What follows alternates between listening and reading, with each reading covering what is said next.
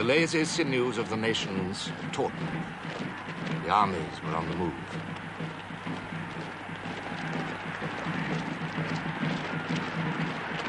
Peace exploded into cheers and music.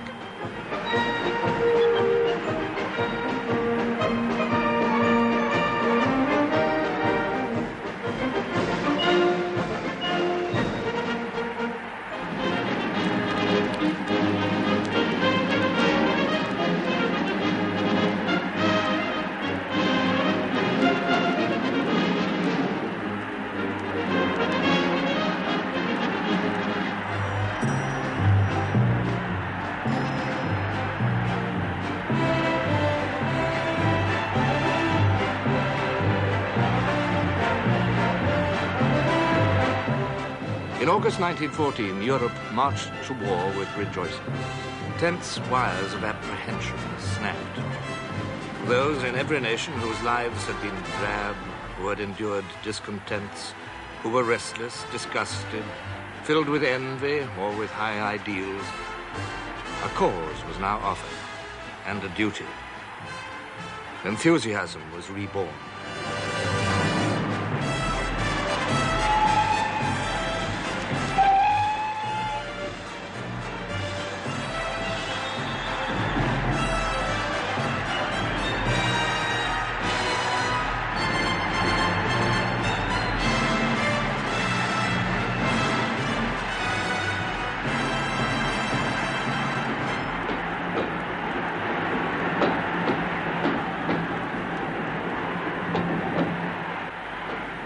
In valleys green and still, where lovers wander maying, they hear from over the hill a music playing. Behind the drum and fife, past hawthorn wood and hollow, through earth and out of life, the soldiers follow. And down the distance they, with dying note and swelling, walk the resounding way to the still dwelling. It was Austria's quarrel, but it was Germany's war. Germany struck first, westward. At 5 a.m. on August the 4th, German cavalry crossed the Belgian frontier, their hoofbeats on the cobblestones the signal of catastrophe. In Berlin, the Kaiser addressed the members of the Reichstag. I have no knowledge any longer of party or creed.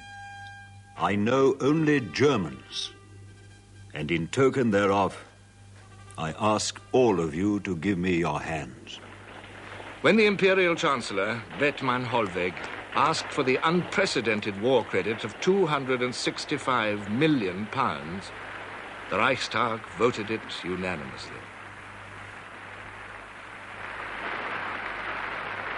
Bethmann Hollweg stated Germany's position in the clearest terms. Necessity knows no law. Anyone who, like ourselves, is struggling for a supreme aim must think only of how he can hack his way through.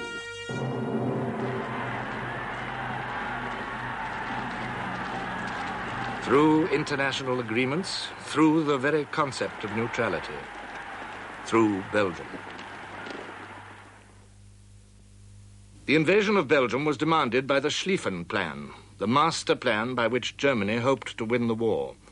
To avoid the French fortress system, the Germans would cross Belgium, pass through Brussels, swing down into France, brushing the Channel coast, pass round west of Paris and attack the French armies from behind. The whole thing was expected to be over in 40 days.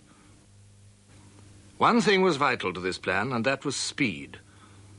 The point of first impact was Liège, blocking the crossings of the River Meuse and all routes to Brussels and the west.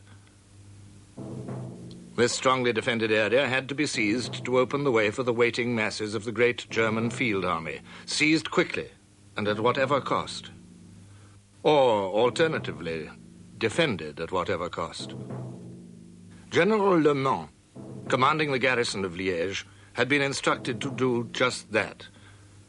The Belgian army was weak, ill-prepared, conscious that it could not face the power of Germany in the open field, but brave and willing to fight behind the defenses which existed, or which could be hastily constructed.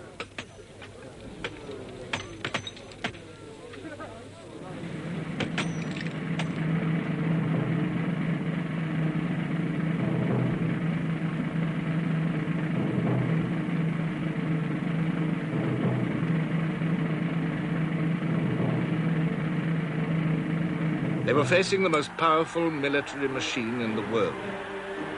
The army was the embodiment of Germany's soul. All the hopes and all the pride of this young, expanding, thriving empire found expression in it. Every young man was liable to serve, and most of them were overjoyed to do so. When the army marched, all Germany marched too.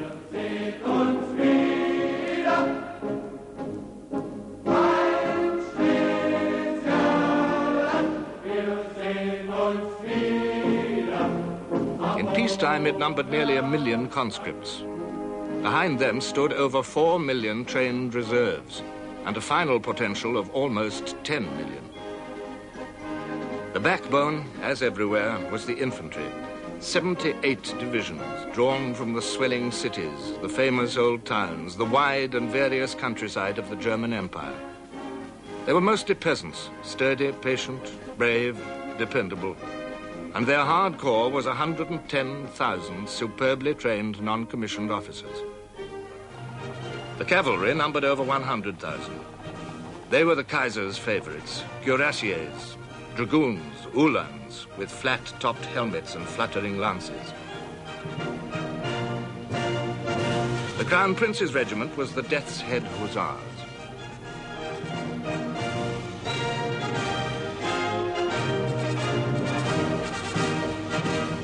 But it was the German artillery which would shock the world and do the damage. The field guns were not impressive, but behind them were ranged over 3,000 weapons of heavier caliber. 150 millimeters, 210 millimeters, 305s, products of the firm of Krupps.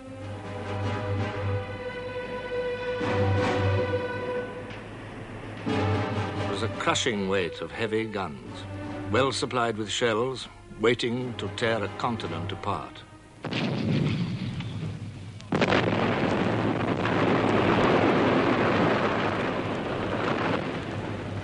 And yet, for a while, all this might was checked. Liège proved a tough nut.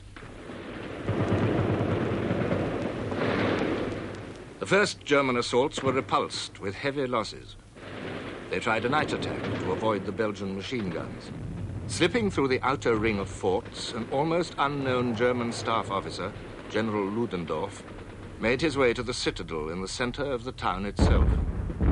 I arrived, no German soldier was to be seen, and the citadel was still in the hands of the enemy. I banged on the gates, which were locked. They were opened from the inside. The few hundred Belgians who were there surrendered at my summons.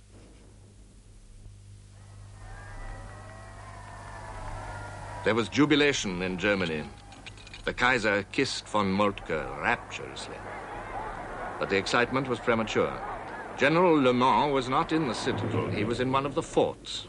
And under his firm direction, these continued to resist.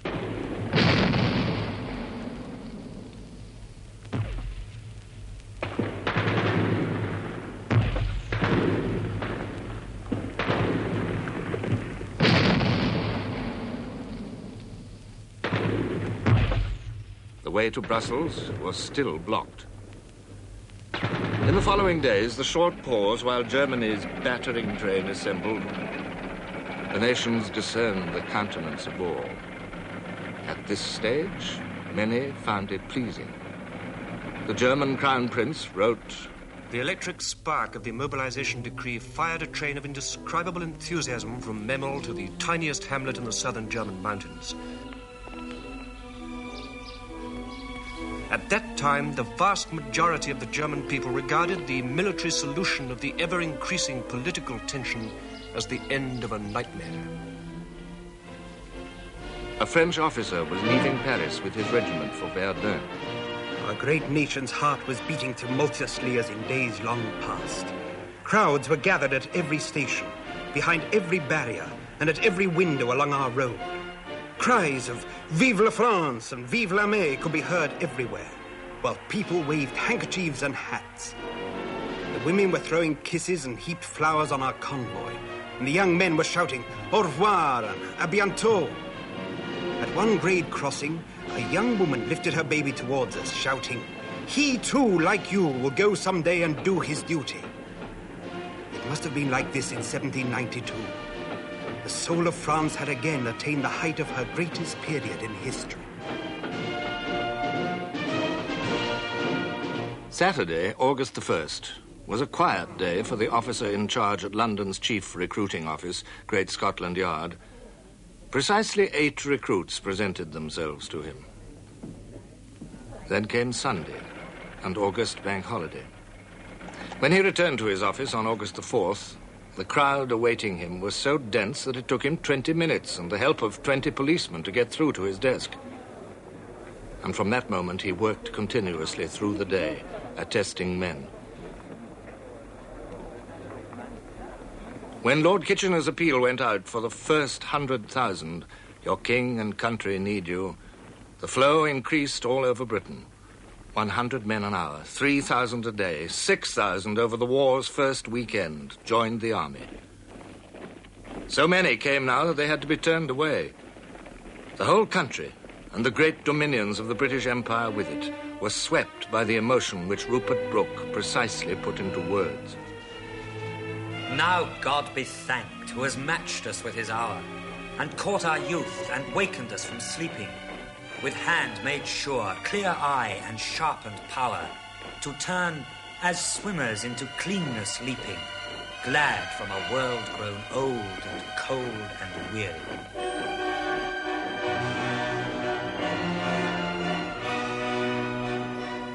Neither religion, nor socialism, nor the most pure pacifism was immune from the surge of this worldwide outburst of passion. Among the cheering London crowds on August the 4th was the philosopher Bertrand Russell. I had fondly imagined that wars were forced upon a reluctant population by despotic and Machiavellian governments. But now I was tortured by patriotism. I desired the defeat of Germany as much as any retired colonel. Love of England is very nearly the strongest emotion I possess, and in appearing to set it aside at such a moment, I was making a very difficult renunciation. The liberal Manchester Guardian, an important platform for pacifist opinion, said in its editorial on August the 5th, England declared war on Germany at 11 o'clock last night. All controversy is therefore at an end. Our front is united. Now there is nothing for Englishmen to do but to stand together and help by every means in their power to the attainment of our common object, an early and decisive victory over Germany. It was quickly obvious to thoughtful men that nations in this mood would not easily give up the struggle. Obstinate Liège was already becoming a symbol. General Le Mans was the war's first hero. The phrase, gallant little Belgium, was born, adding fuel to the emotionalism of the moment. Behind Liège, the image of a brave king and a resolute people rallying against aggression was firmly planted. The world applauded a small David who did not fear Goliath.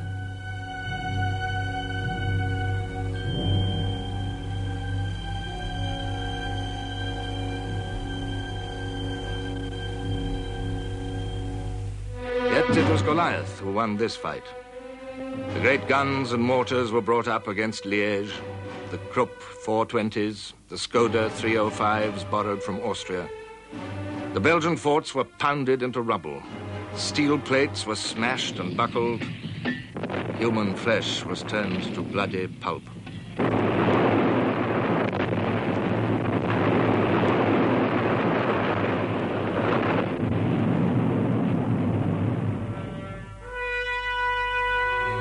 General Le Mans was buried under the wreckage and dug out to find himself a prisoner.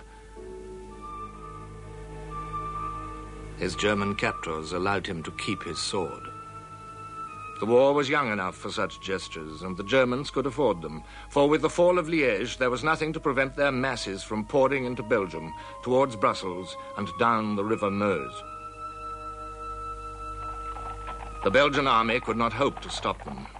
It would be up to Belgium's allies. They, too, were on the move. Carefully in step with Germany, the French army mobilized, called in its reservists, issued them with boots and live ammunition, drafted them to divisions, army corps, and armies, and massed them behind the frontier. On foot and by train, horses and men moved to their ordained positions. A regulation was turning into a catchphrase. 40 hommes, 8 chevaux. 40 men or 8 horses. Neither men nor horses found it comfortable. France also had a plan, Plan 17. It was as simple as von Schlieffen's, but scarcely so promising. Whatever the circumstances, it is the Commander-in-Chief's intention to advance, all forces united, to the attack of the German armies. Whatever the circumstances, the French army would advance. Whatever the circumstances, in full strength. Whatever the circumstances, through the lost provinces of Lorraine and Alsace, towards the Rhine.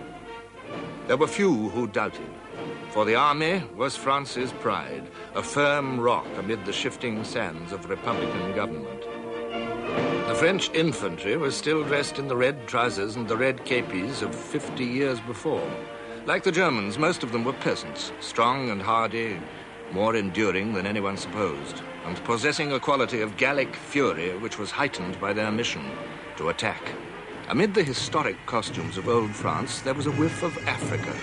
Zouaves and Turcos from Algeria and Morocco, and the famous Foreign Legion.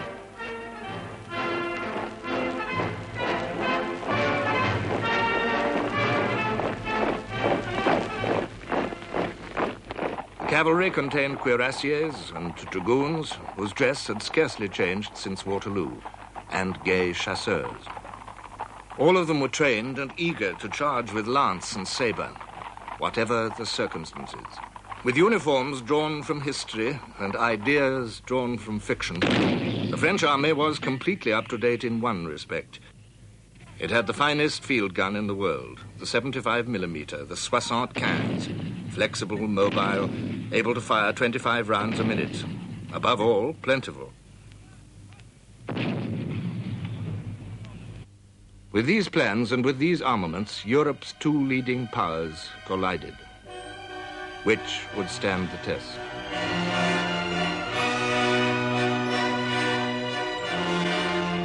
While Germany waited for the fall of Liège to open the way for her masses in the north, the French struck in the south into the green mountains of Alsace.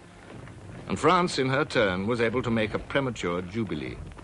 Frontier posts were torn down. Mühlhausen once again became Mulhouse. The Germans counterattacked and were soon in Mühlhausen again. The French retreated in such a haste that we actually had to run after them. At first we found heaps of French army blankets, which the soldiers had thrown away. Then we found French greatcoats. Then we found French knapsacks. Then we found French belts with ammunition pouches full of cartridges. And finally, in barns hidden or sitting just on the roadside, the exhausted French soldiers. So each side's plan suffered an early jolt. Each side's pride was shaken. Each side concealed the fact, and both populations entered a zone of silence and half-truths in which they would linger for years. War was all a mystery, laced with speculations, boasts, and fears. What people read in the newspapers only added to the confusion. Women against Uhlans. Germans repulsed by boiling water. French frontier successes. Enemy guns taken. And this was the headline over a short but confident communiqué from the French Ministry of War. And from the same source came army dispatches.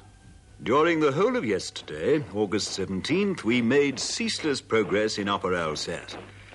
The enemy retreated in this neighborhood in disorder, leaving everywhere his wounded and war material. Behind this veil of high-sounding phrases, the truth was that the high commands of both sides had entered a zone of uncertainty, of misty groping. The test soon became a test of nerves, and Germany was at a disadvantage. For the man in charge of her vast armies was a man of unsteady nerve.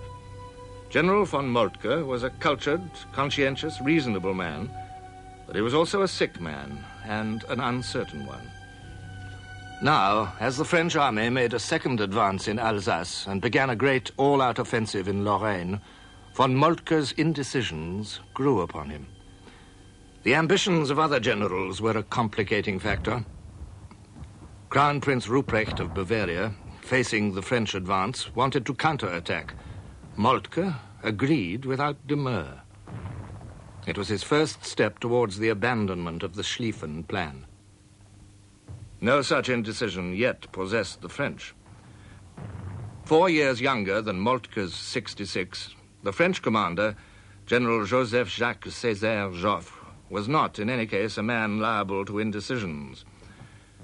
It would have been difficult, wrote Sir Winston Churchill, to find any figure more unlike the British idea of a Frenchman than this bull-headed, broad-shouldered, slow-thinking, phlegmatic, bucolic personage.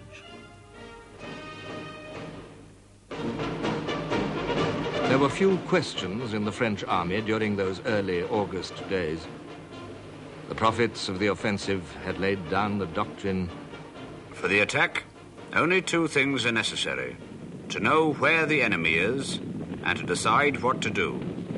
What the enemy intends to do is of no importance. With this assurance, the French spilled out over the fields and hillsides of Lorraine, bold, brilliant targets in the sunlight. At first, all went well. On August the 18th, the day after the last fort at Liège had surrendered, General de Castelnau, commanding the French spearhead, the Second Army, announced to his troops, "The enemy is retiring on our front. He must be pursued with the utmost vigor and rapidity. I expect corps commanders to instill into their troops the necessary dash." Full tilt into Prince Ruprecht's advancing army crashed the French, and learned in this first great encounter of the war some terrible truths.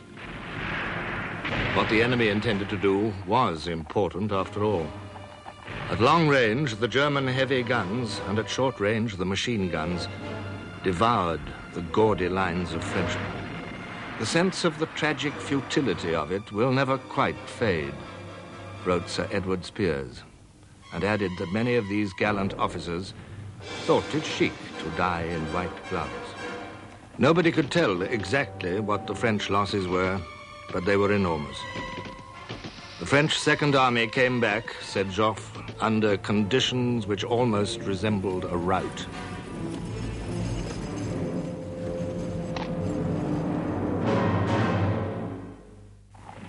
The march of the great German right wing was now unfolding.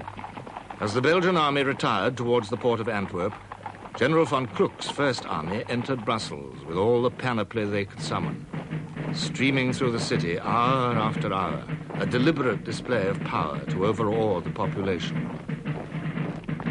On Thursday, the 20th of August, the Germans entered Brussels. It was a marvelous sunny day, but still, I keep the vision of grey all over the town.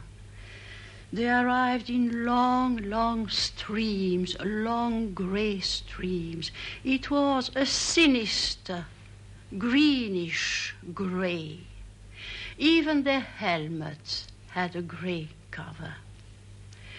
They went along in the main street of Brussels with their war equipment, with their war material, heavy guns, their officers on horseback, and their music, that music of drum and fife, and always the same little tune.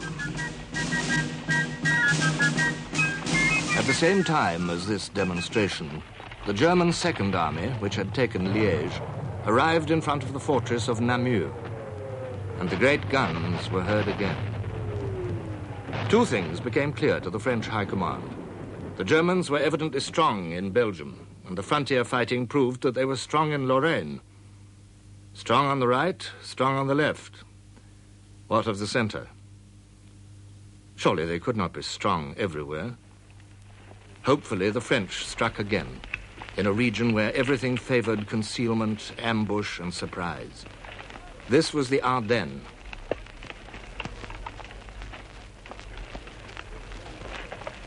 Once more, the French swept forward.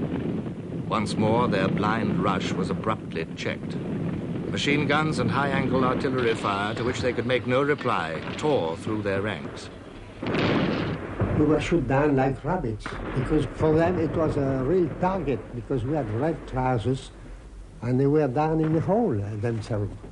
Then we had to retreat, of course. We lie down for a certain while, try to make some holes, and after that, when we could do nothing, we had to retreat back. Once more, the French armies tumbled back in dire disorder.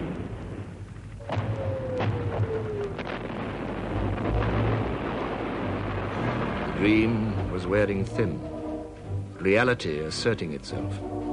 The reality of the Schlieffen Plan unfolding stage by stage with awful deliberation. The reality of the great strength of Germany. Amid the fear and hatred which surrounded the advancing German armies, other truths were also being revealed. We entered the village, a company of approximately 200 men, and we were just taking off our knapsacks and queuing up for the soup kitchen, who wanted to give us some food, when a terrific firing started. From all sides we were fired at. The cook and his mate were killed. Quite a number of our soldiers were wounded and killed too. We stormed into the houses where the firing came from, but all we could find were some innocent-looking peasants in blue blouses. But when we searched the houses, we found infantry rifles still hot from firing. Whose rifles were they? Did they belong to the soldiers or to the peasants themselves? No time to find out in hot blood. Time only for harsh, immediate reprisals, shooting and burning. Terror soon became a deliberate instrument of war. A line of smoking ruins lay behind the German advance. A tide of frightened, desperate people ebbed before it.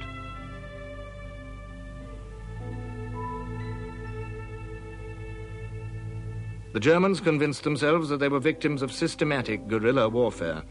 General Ludendorff wrote, "For my part, I had taken the field with chivalrous and humane conceptions of warfare.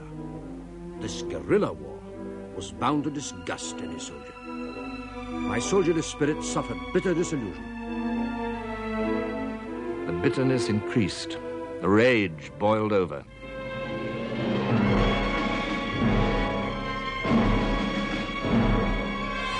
At Dinant, General von Hausen's Saxons shot over 600 men, women, and children, among them a child 3 weeks old. A staff officer questioned how this deed would look in history. Von Hausen said, "We shall write the history ourselves." More of it was written at Louvain on August the 25th. On that day began the sack of this ancient Belgian university town. Louvain Library had been founded in 1426. Among its 230,000 volumes were 750 medieval manuscripts and over 1,000 of the earliest printed books. All were reduced to ashes. A German officer, watching it happen, told an American correspondent, "We shall wipe it out. Not one stone will stand upon another, not one, I tell you. We will teach them to respect Germany. For generations, people will come here to see what we have done." The sense of outrage grew on both sides of the line. Over the neat brick towns and the clean white farms of Belgium, the war flowed westward.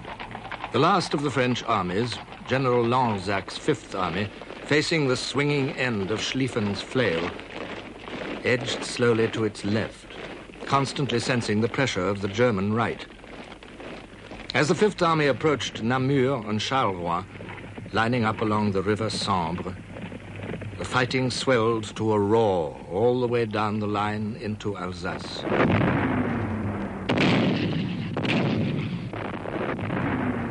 And now another element was coming into play. the British Expeditionary Force. For once in British history, an army was taking the field with incredible efficiency. At all the depot towns and barracks, there was tremendous activity. 60% of these men were reservists, summoned back to the colours by telegram, by public notice, even by town crier. Uniforms and rifles were issued, kits were made up, transport was prepared. New boots were fitted to feet which had lost the feel of hard army leather.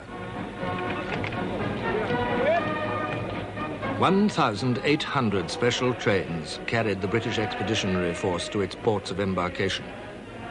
On one day alone, 80 trains ran into Southampton docks.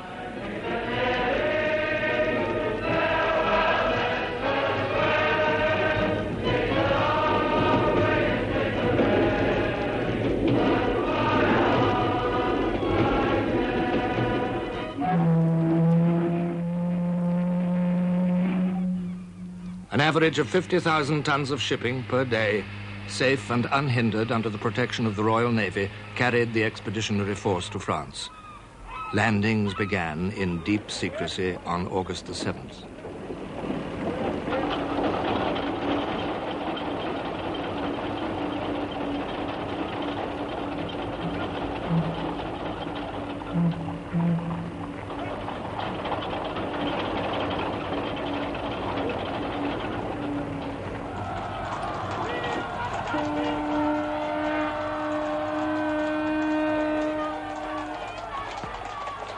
The commander-in-chief of this army was Field Marshal Sir John French. Peppery, emotional, a good cavalry tactician, but not an intellectual soldier, French's task in those closing days of August was difficult enough to tax a genius. Sir John French believed that he was about to take part in a vast Allied advance to the Rhine. Of what had happened to the French or of what the Germans were doing, he knew nothing. The first thing he had to do was to make contact with the French general on his right, General Lanzac. News had just come in that the German armies were making for a place on the Meuse called Huy, H-U-Y. It's a very difficult word to pronounce in English. And French started off gallantly in French, Lieutenant Lanzac, and said, what do you think, qu'est-ce que vous croyez que les Allemands vont faire à? What do you think the Germans are going to do at? And then he stuck H-U-Y, and just couldn't pronounce Huy. So after a moment's hesitation, he said triumphantly, Hoy! What are the Germans going to do at Hoy? And the Frenchman said, what's he say? What's he say? And then, very rudely, Lanzac turned to somebody and said, tell the Field Marshal the Germans have come to the Meuse to fish. It was a bad beginning. Worse was to follow. Each day, the RFC flew its reconnaissances. Some discovered nothing, but one, scouting over the battlefield of Waterloo, just south of Brussels, was more fortunate. We found the whole area completely covered with hordes of field grey uniforms and heavy stuff, transport, guns, and what have you, coming towards us. In fact, it looked as though the place was alive with the Germans. The pilot landed and was rushed off to tell Sir John French what he had seen. And I showed him a map all marked out. He said, have you been over that area? And I said, yes, sir. And I explained what I'd seen, and they were enormously interested, and then they began reading the figures that I'd estimated, whereupon I seemed to feel that their interest faded. They seemed to look at each other and shrug their shoulders. And then French turned round to me and said, now, yes, my boy, this is terribly interesting, but tell me all about an airplane. What can you do when you're in these machines? Aren't they very dangerous? Are they very cold? Can you see anything? What do you do if your engine stops? And all that sort of stuff. And I couldn't bring him back to Earth because, obviously, he wasn't interested. And then I again tried, and he looked at me and he said, yes, this is very interesting, what you've got, but you know, our information, which of course is correct, proves that you really, I don't think you could really have seen as much as you think. Well, of course, I quite understand, you may imagine you have, but it's not the case. But the French on the right knew all about this and were falling back at the very moment when the British believed that they were advancing. It was a bad moment for Lieutenant Spears, whose duty was liaison between the two armies. I knew that the British army was absolutely relying on this advance to complete its own movement. And the position of the British army was extremely dangerous because we believed that a couple of German army corps were moving quite unopposed round the flank of the BEF, which was on the extreme left of the whole Allied line. Well, I, that is, a young officer, had come to tell, on my own responsibility, come to tell Sir John French that he couldn't rely on the French advance.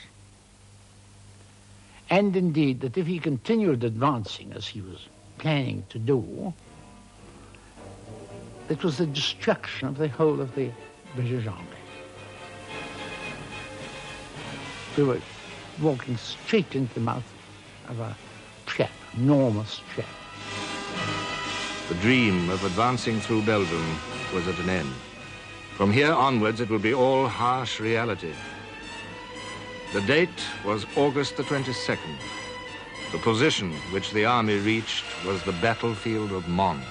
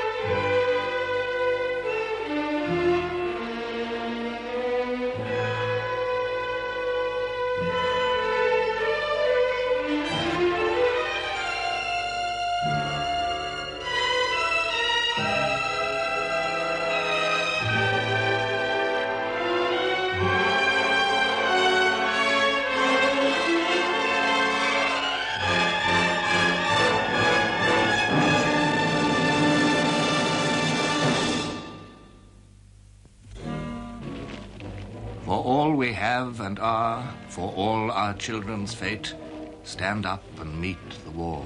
The Hun is at the gate. Now the Germans were west of Brussels, and still they came on. It seemed that nothing could stop them. The Schlieffen Plan was working beautifully. The plan designed to carry the Germans through Belgium, brushing the Channel coast, then down through France, right round west of Paris, to attack the French armies from the rear. Now, everywhere, the French were in confusion. From Verdun to Charleroi, they were falling back.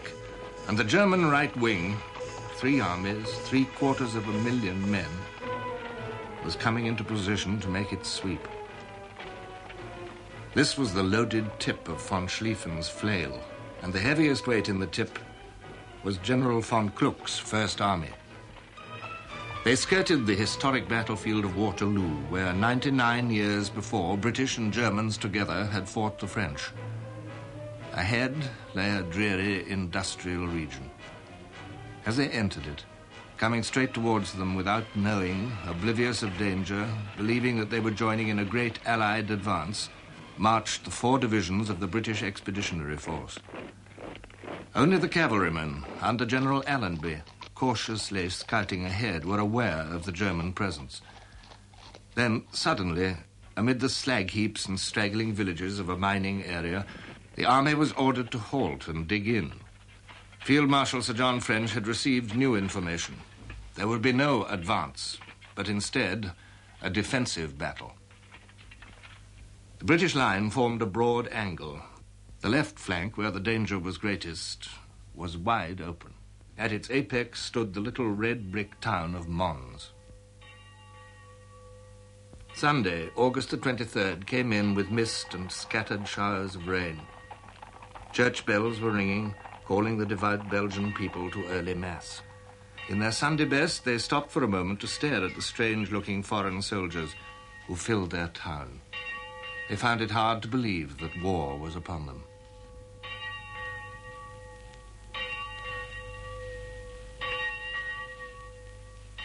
But these were the men of General Smith-Dorrien's Second Army Corps, digging in along the banks of the Mons Canal, preparing an awkward position for defense. Quite suddenly, out of the blue, we saw cavalry coming towards us. They'd come out of the right on our right flank. I said, good gracious, it's Germans. So we immediately started to fire. We fired fuse north, and they got about 300 yards, I suppose, from the guns, and they wouldn't face it. By 9 o'clock, the guns were in full cry, and the British Army began to learn about Jack Johnsons and Black Marias and coal boxes, the names the soldiers gave to the deafening, shattering explosions of the German heavy shells. We were in the trenches waiting for them, but we didn't expect anything like the smashing blow that struck us. All at once, the sky began to rain down bullets and shells. I saw shells bursting to right and left of me, and I saw many a good comrade go out. Then the German infantry began to come forward, surging towards the canal banks and the crossings at locks and bridges. There was a surprise in store for them, too. They were in solid, square blocks, standing out sharply against the skyline, and you couldn't help hitting them. We lay in our trenches with not a sound or sign. They crept nearer and nearer, and then our officers gave the word.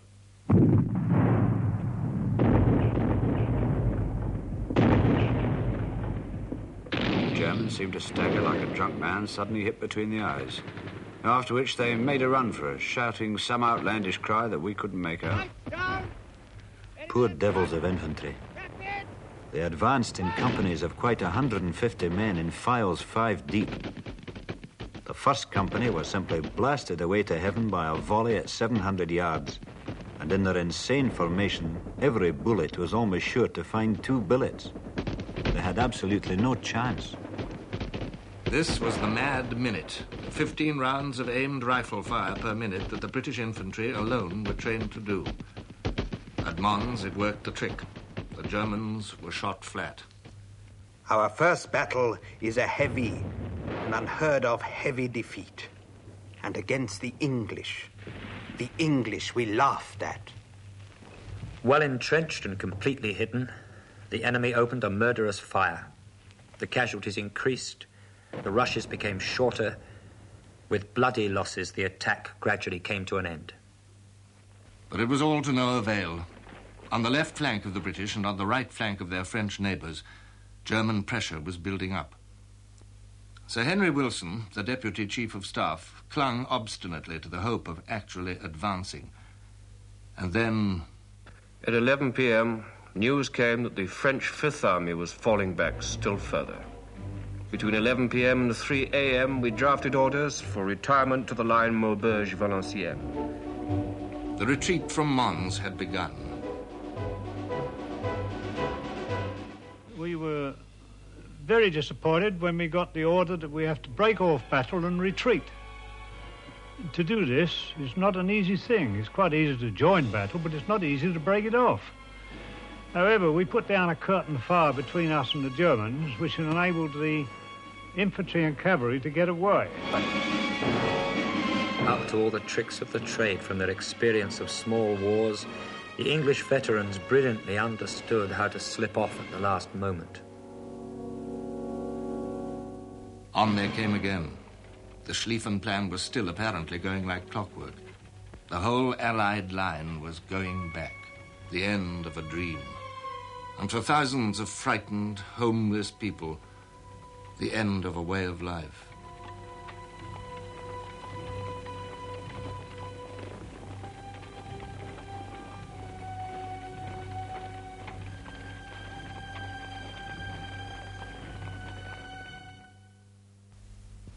On the other side of Europe, the story was rather different.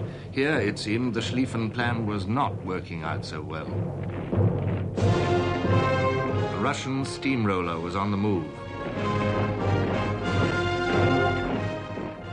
Gathering slowly from the distant provinces of the Tsar's empire, the limitless manpower of Russia assembled and marched to war.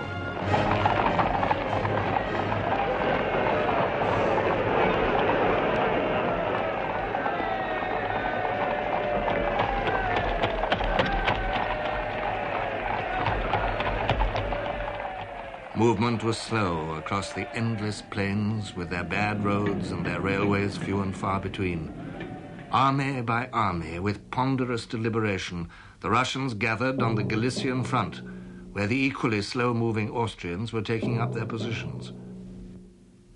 But in East Prussia, where the Schlieffen Plan, counting on the slowness of Russian mobilization, allowed only 9 divisions to hold the enemy off, the Germans received a shock. On August the 17th, the Russians invaded East Prussia. This the Germans had not expected.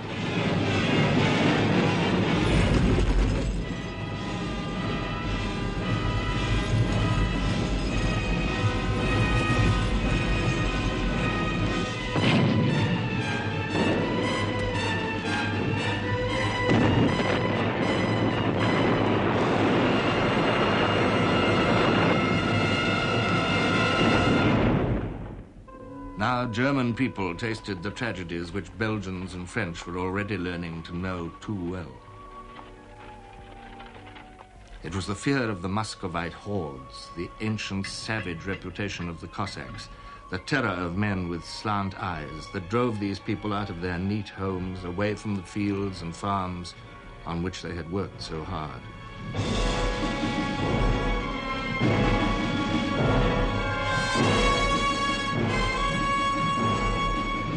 Orderly, submissive, sick at heart, they made their painful part in it.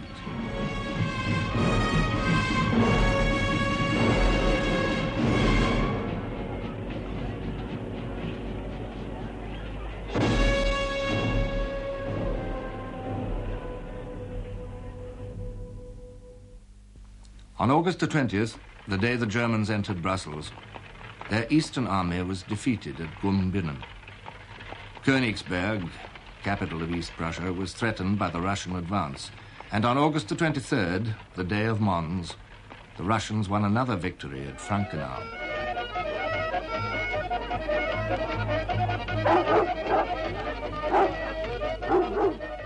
But it was their last. The telegraph wires bore their messages right across Germany and as far as Belgium to summon new German leaders. Hindenburg and Ludendorff were sent post-haste by Moltke to stop the rot.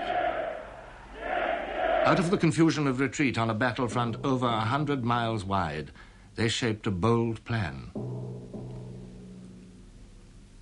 The Russian Second Army was now dangerously ahead of the First Army, with the Masurian lakes lying between them. Using the well-developed railway system of East Prussia to its limits, the Germans would strike at the isolated Second Army, now nearing the insignificant village of Tannenburg. A German general with a French name, von François, a Russian general with a German name, Rennenkampf, a German general with a Scottish name, Mackinson, and a Russian general with a tragic name, Samsonov. These were the chief actors in the scene which followed. The lesser actors were some 500,000 soldiers who did the fighting and marching. This time it was mostly marching, particularly for the Germans, racing to cut Samsonov's line of retreat, to smash his army before Rennenkampf could bring him help.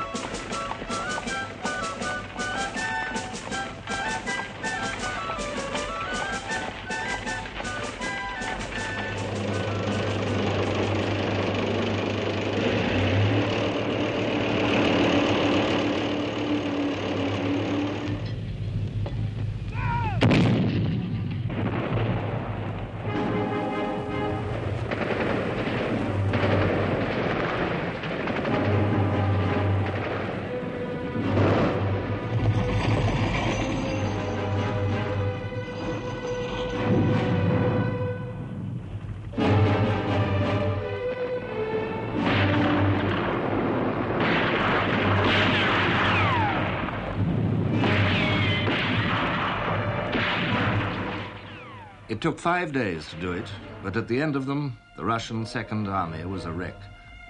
90,000 Russian soldiers were taken prisoner, rounded up like stock in a corral, and the head cowboy was Francois. General Samsonov walked away into a wood and shot himself. So East Prussia was saved. The trim towns would not be shattered. Cossacks would not burn the farmsteads. Instead, the war would now flow eastwards. What was more, Schlieffen's plan had stood the test, which was ironical indeed, since it was on the point of being abandoned. Not that any weakening of the German purpose was yet visible in the West. Each day brought new discouragements for the Allies there, as the flail thumped harder and harder against the left of the Allied line, while the center continued to give way, and the right held on only by the skin of its teeth. On one man, the pressure intensified daily.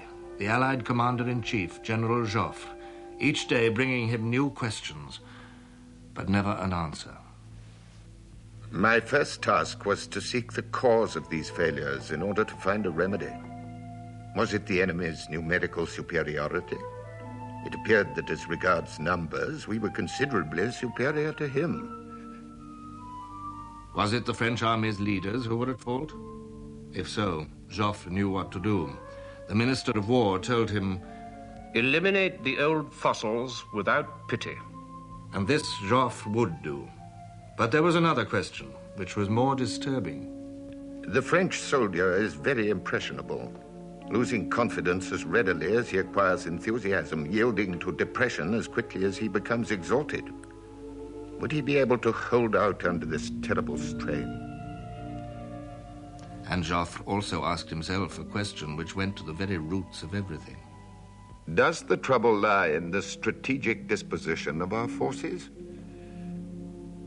On August the 24th, General Joffre reached a conclusion which shaped history.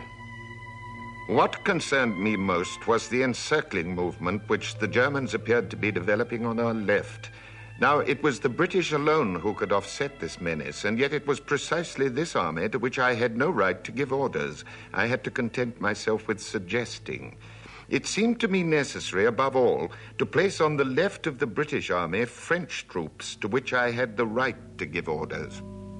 This simple proposition contained a mighty seed, and everything that happened confirmed the strength of Joffre's idea. On August the 26th, he went to his second meeting with Sir John French. The scene was witnessed by a young liaison officer, Lieutenant Spears. Joffre began to explain the purport of an order, extremely important, he'd issued. Whilst he was doing so, in walked Lansac, bustling in. Then Joffre went on explaining this order of his, when Sir John French said, "What about this order? I haven't seen an order."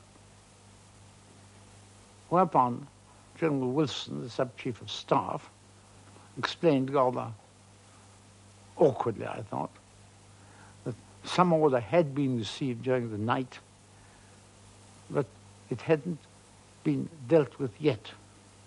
I got the impression it had been translated.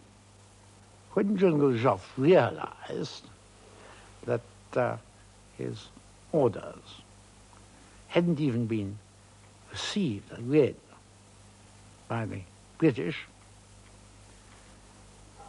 he seemed overwhelmed with discouragement. It was the only time I've ever known that he seemed to lose heart himself, to be completely deflated.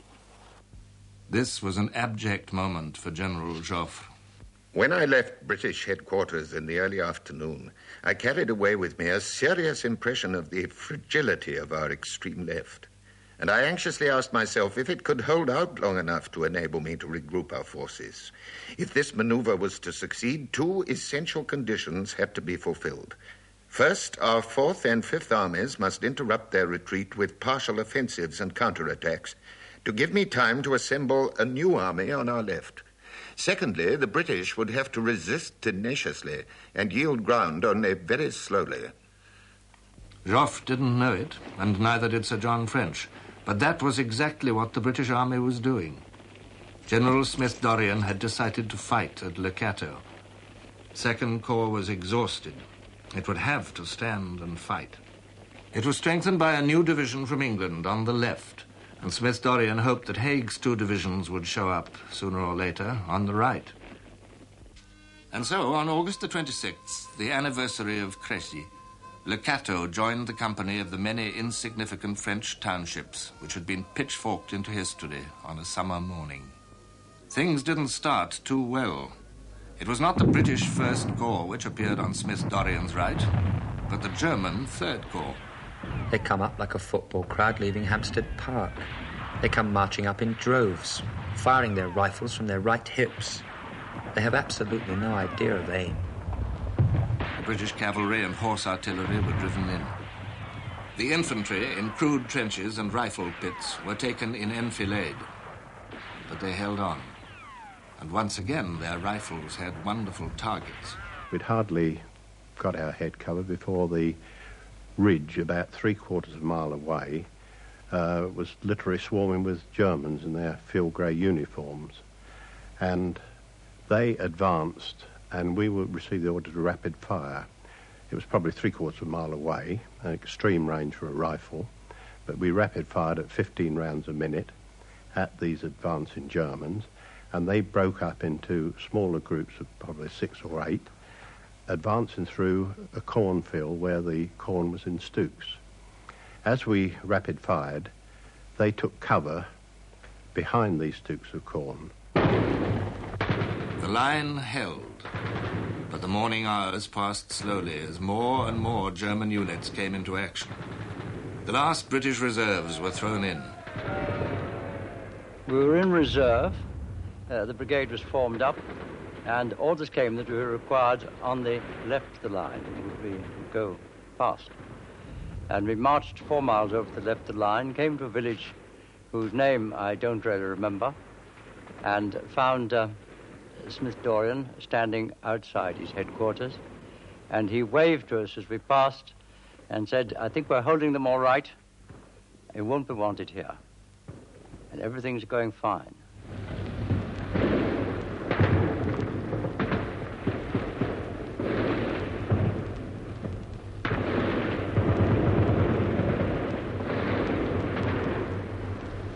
The exposed artillery batteries on the right flank lost heavily. Men began to drift away from the battle. It was time to go, if it could be managed.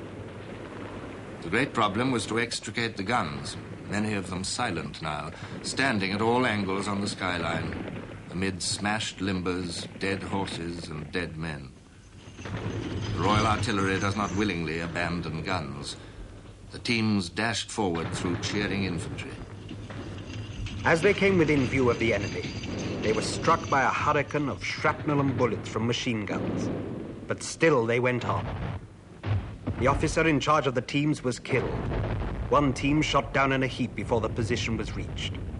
But 2 guns of the 122nd Battery were carried out without mishap. A third was limbered up, but the horses went down instantly. The The rest had to be left. The Germans were only 200 yards away. Incredibly, in the broad daylight of mid-afternoon, Smith-Dorrien's 3 divisions slipped away, and the Germans did not even know which way they had gone. This was the British Army's first real battle, and the cost was considerable. Nearly 8,000 officers and men, and 38 guns.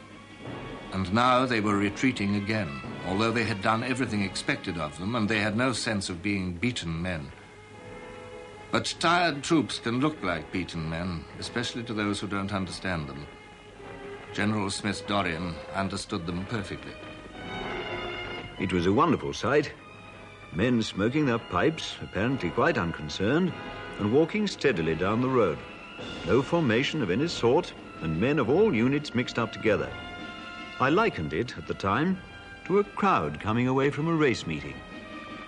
Joffre's liaison officer at General Headquarters, Colonel Huguet, did not understand the British Army.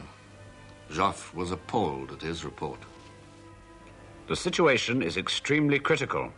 For the moment, the British Army is beaten and is incapable of any serious effort.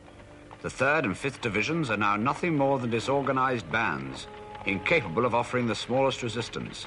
Conditions are such that for the moment the British Army no longer exists. It wasn't true. It was just that they were tired. We marched and marched day after day. We got very little food. I'd eaten my emergency rations at Bleecker 2, which of course I shouldn't have done. We had a tin of bully beef. I'd eaten that as well. And we were all very, very hungry. We certainly did get a cup of tea occasionally, or a canteen of tea. And we marched through a forest, which was very cold and dank. We were marching during the daytime, very big forest. It was very cold in this forest. Sometimes cold, more often far too hot. The exhausted soldiers made their tour of France. 35 miles to the Somme and into Picardy, the long white roads, dead straight between the poplar trees, dust rising off the cobbles. I've seen infantry there with their feet bleeding. I've seen infantry with their boots off and puttees wrapped round them. I've seen men sobbing and turning round asking our officers, why the hell can't we fight? Why won't you let us fight? Down into the Ile-de-France, the dark forests and the green river valleys, with the little gay chalets where the Parisians go to fish and picnic in the summer. This was no picnic.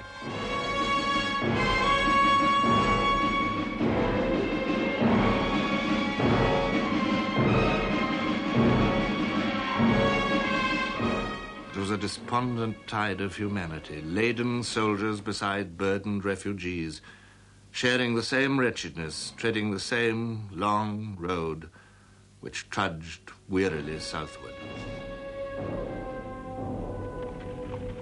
We came across 2 girls, only young girls they were just helping each other along.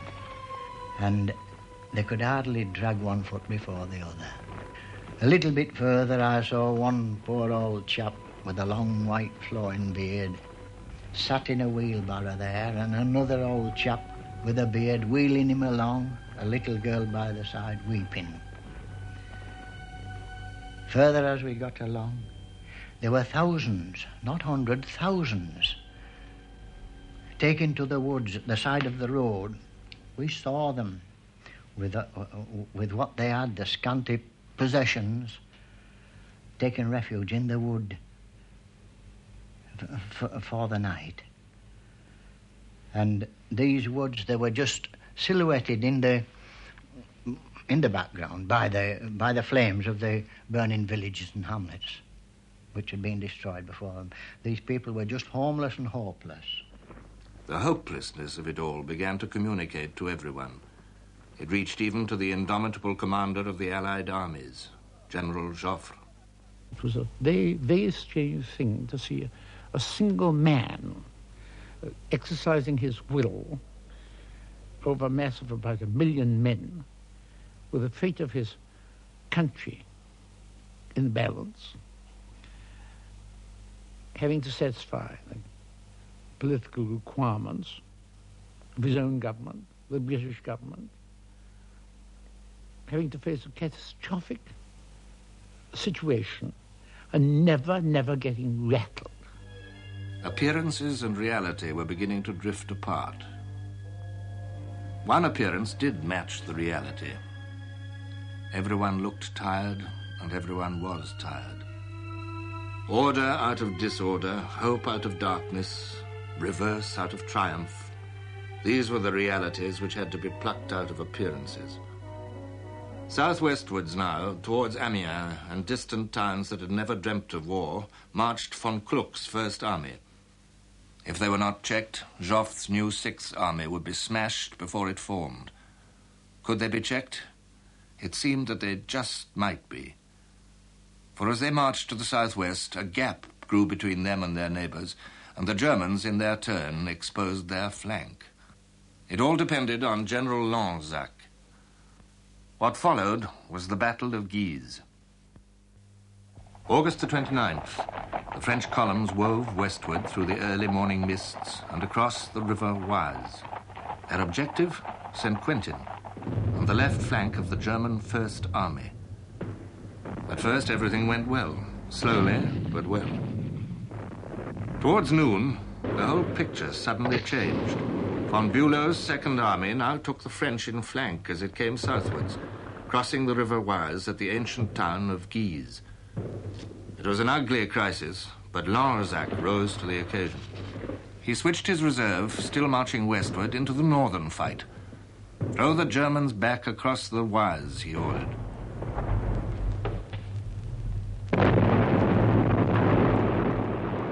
And the reserve commander, General Franchet d'Espèrey, one of the most dynamic officers in the French army, was just the man to do it. On horseback, surrounded by his staff, Franchet d'Espèrey led his red-trousered infantry with colours flying, bands playing into the attack. It was the last of the old-time pageants of war, and it succeeded. They did throw the Germans back across the Oise. The Battle of St. Quentin came to nothing, but the Battle of Guise was a most valuable success, because now the straining Schlieffen Plan broke down at last. General von Bülow, in great alarm, called to von Kluck for help, and von Kluck, halting his march to the southwest, turned inwards, towards Paris. The streets of Paris were sad and empty, the city of pleasure silent now and scared. The government had gone to the distant safety of Bordeaux, and many of the citizens had also fled. General Joseph Gallieni was in sole command. Before he left, the Minister of War had told Gallieni to defend Paris à outrance. Do you understand, Minister, the significance of the words à outrance? Asked Gallieni. They mean destruction, ruins, dynamiting bridges in the center of the city. À outrance, the minister repeated. Gallieni issued a proclamation. Army of Paris, citizens of Paris, the members of the government of the Republic have left Paris to give a new impulse to the national defense. I have received a mandate to defend Paris against the invader. This mandate I shall carry out to the end. The French people were learning fast what war meant. Everyone was learning. A special Sunday afternoon edition of the London Times, with a dispatch from a correspondent in Amiens, confirmed what the observant had been guessing from hints and suggestions. It is important that the nation should know and realize certain things. Since Monday morning last, the German advance has been one of almost incredible rapidity. British forces fought a terrible fight which may be called the action of Mons. The broken army fought its way desperately with many stands, forced backwards and ever backwards by the sheer numbers of an enemy prepared to throw away 3 or 4 men for the life of every British soldier. Our losses are very great. I have seen the broken bits of many regiments. Some have lost nearly all their officers. To sum up, the British Expeditionary Force has suffered terrible losses and requires immediate and immense reinforcement. Lord Kitchener, Secretary of State for War, at once circulated an official correction to the Times correspondent's alarming dispatch. There has, in effect, been a 4 days battle on the 23rd, 24th, 25th and 26th August. During the whole of this period, the British troops, in conformity with the general movement of the French armies, were occupied in resisting and checking the German advance and in withdrawing to the new lines of defence. In the House of Commons, the Prime Minister, Mr. Asquith, also made a statement. It is impossible too highly to commend the patriotic reticence of the press as a whole, from the beginning of the war up to the present moment. The publication in the Times would appear to be a very regrettable exception, and I trust it will not recur. The British public was not ready for too much truth. Even in victorious Germany, there were signs which contradicted the boasting of the press. A British-born German princess wrote on September the 2nd, "Today I went out to the Grunwald to see the arrival of trains full of wounded, in the hope that I might see some English and help them. But it turned out to be a false report, and they were only transport trains carrying troops from the Western Front to Russia. There was a tremendous reception, but the troops looked too weary to respond to it. Very different from those of a short time ago." And in St. Petersburg also, bad news was making its first impact. I kept passing groups of people engrossed in very lively discussions. An especially large group was gathered before the bulletin boards of the newspaper Novoye Vremya. I was somewhat surprised, for I'd never seen so many people there. Certainly an event of exceptional importance must have occurred at the front. People looked upset, and a voice said, "What a disaster! Even generals have been killed. Why is the government deceiving us with news of victories?"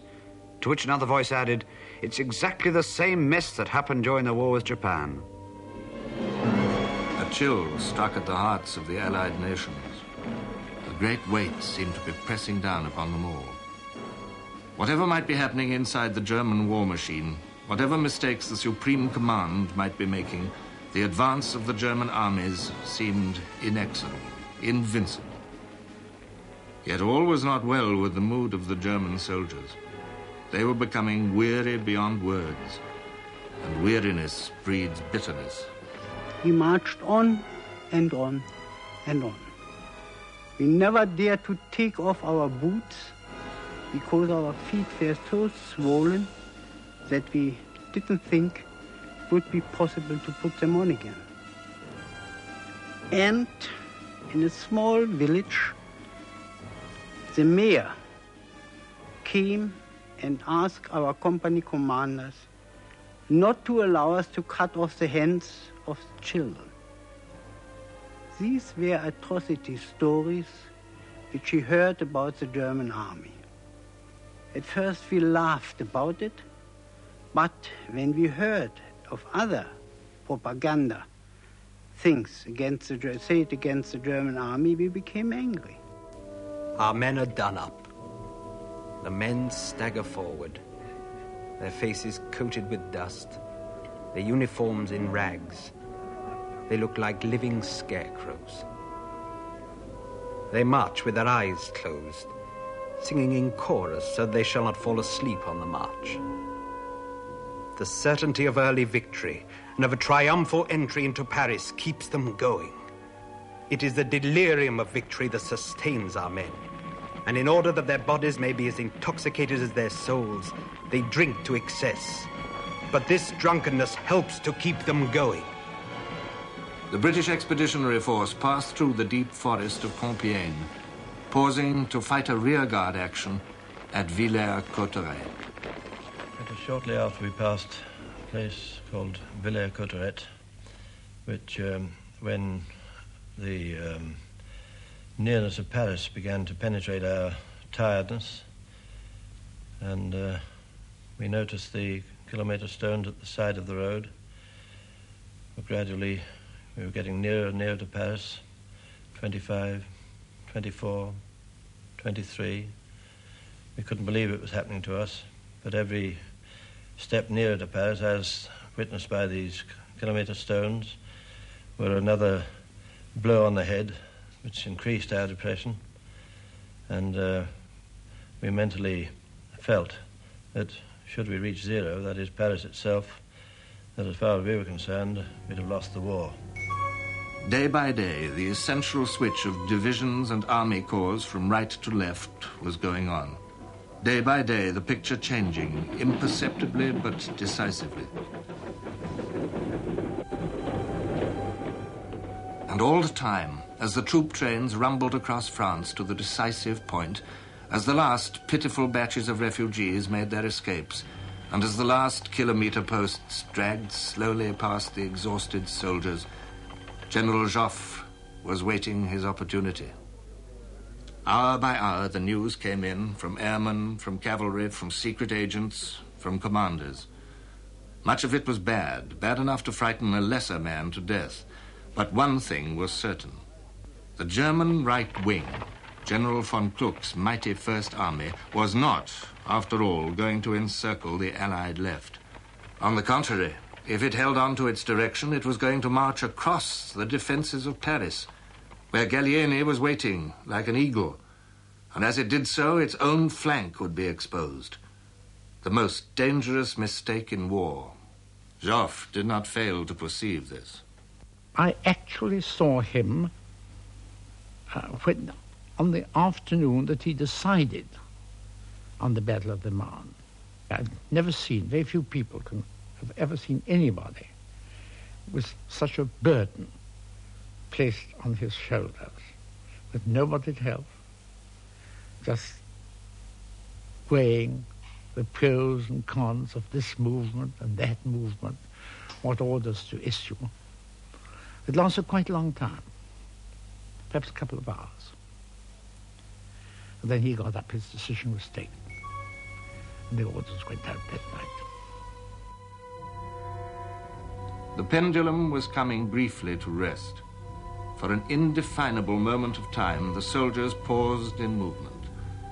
Under the gilding leaves of early autumn, round their campfires, the men of the warring nations drew a little breath. The moment of decision was at hand.